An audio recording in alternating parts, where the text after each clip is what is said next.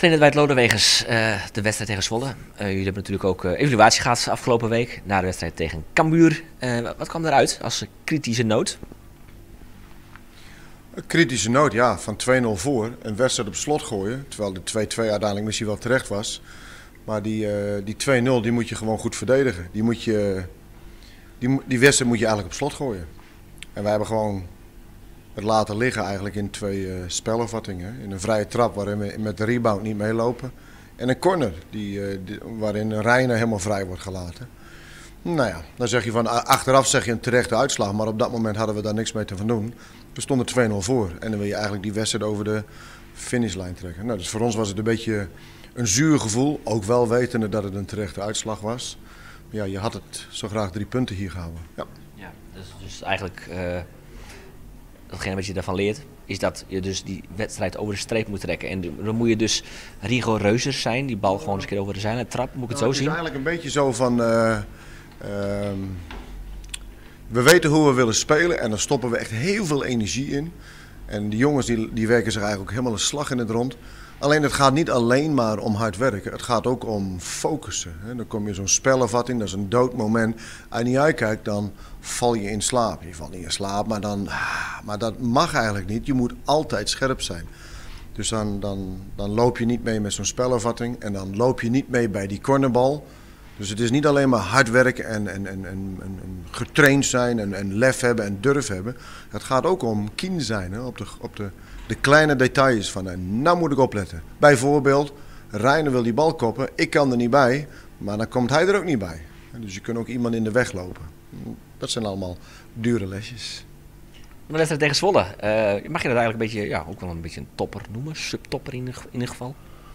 Nou ja, dat is wel weer, en dat dachten we ook tegen Cambuur, maar toen bleek dus dat Zwolle verliest en er zijn wat andere clubs die gelijk spelen, dan er is niet zoveel veranderd daarbovenaan. Hè? Maar dit is natuurlijk wel weer een wedstrijd van die wint, die gaat meedoen en die verliest, die komt in de middenmoot.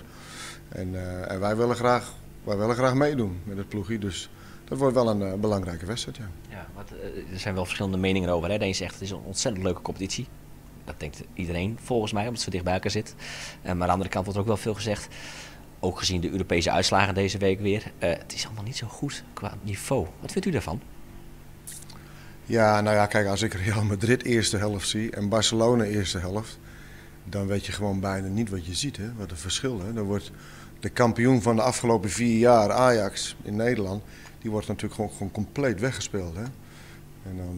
En dan voel je wel eens zo dat je denkt van wauw, ja, die afstand is gewoon. Maar dat is ook logisch, hè? Want kijk, als je een kleine club in Nederland bent, dan leid je op voor Ajax, Feyenoord, PSV. Maar Ajax, Feyenoord, PSV, de toppers daarvan, die gaan misschien nog een keer naar een Engelse, Duitse of Spaanse, Italiaanse competitie. En daar de toppers van, die spelen dan bij Real Madrid en Barcelona. Dus het is ook logisch, hè? Die piramide, dat is ook normaal. Hoe moet je dat doorbreken? Nou, ik denk dat het niet doorbroken kan worden. Als je met geld te maken. Ja, dat heeft ook met geld te maken, het aantrekken van. Ik bedoel, waar hebben ze die Beel gehaald voor 100 miljoen? Nou, daar kennen wij 5 jaar van leven, zeg maar, hè, als club zijn de Heerenveen, van 1 zo'n speler. Dus dat zal ook nooit reëel zijn. En daar moet je denk ik ook helemaal niet naar kijken. Ik vind wel dat wij naar onze eigen competitie, naar eigen club willen kijken. Ons eigen team. We willen ontwikkelen, we willen beter worden. En als daar dan spelers zich dusdanig ontwikkelen dat ze dus die stap hoger op kunnen maken. Ja, dan profiteren wij daarvan als club zijnde. Maar zo'n speler ook. En ik denk ook het voetbal in Nederland dan.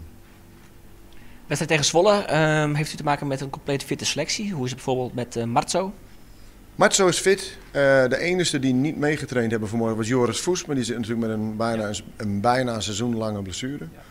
Die is er al een poos uit. En Sam Larsson heeft niet met de groep meegetraind. Maar die is wel een aardige atleet aan het worden. Want die is allerlei rondjes aan het lopen en een sprintwerk aan het doen. En, die kan een marathon lopen. Die kan zo een Olympische Spelen meedoen straks. Ja, maar. Nou, die komt er straks wel weer bij. Dan kan hij ook weer voetballen. Voetballen, hij heeft al een hele poos geen bal meer gezien. Gewoon. Nee. Nou, dat valt het mee. Hij gaat de goede kant op. Behalve hem en Joris Voest is iedereen aan het trainen geweest, dus iedereen was erbij. Ja, want hoe gaat het dan met Sam Larsson? Wat is de verwachting van de medische staf misschien ook wel, wanneer hij weer erbij kan zijn? Nou, het is nu vrijdag.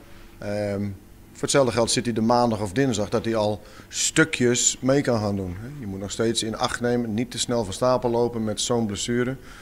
Maar het zou zomaar kunnen zijn dat hij maandag, dinsdag al stukjes mee gaat doen. Ja. Succes. Dankjewel.